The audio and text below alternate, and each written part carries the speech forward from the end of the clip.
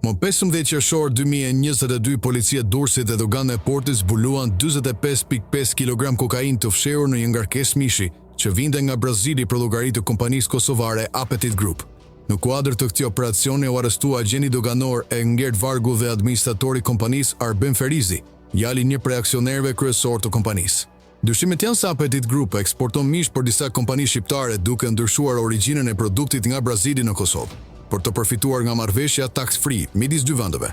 Dokumentet tregojnë se në vitin 2023, 12 kompani shqiptare importuan rreth 600 ton mishi nga kjo kompani, mes tyre një subjekt që importon fruta ekzotike dhe kontenier, të cilët i kanë gjetur disa herë ngarkesa kokaine gjatë vitit 2022 dhe 2024.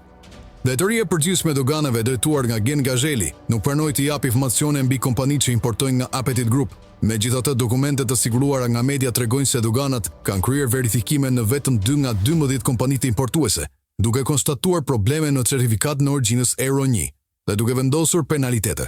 Në operacionin e qershorit 2022, kokaina u gjetë fshehur në pjesën e pasme të një kontenjeri me mishpule. Lëndë narkotike ishte paketuar me 40 pako me logo të ndryshme në një peshë totale prej 45.5 kg.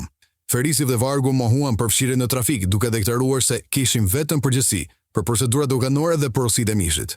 Ndërkohë, prokuroria e Kukësit ka nisur një procedim penal mbi këtë çështje, por Dogana nuk ka dhënë detaje mbi të akuzuarit apo veprën penale të referuar.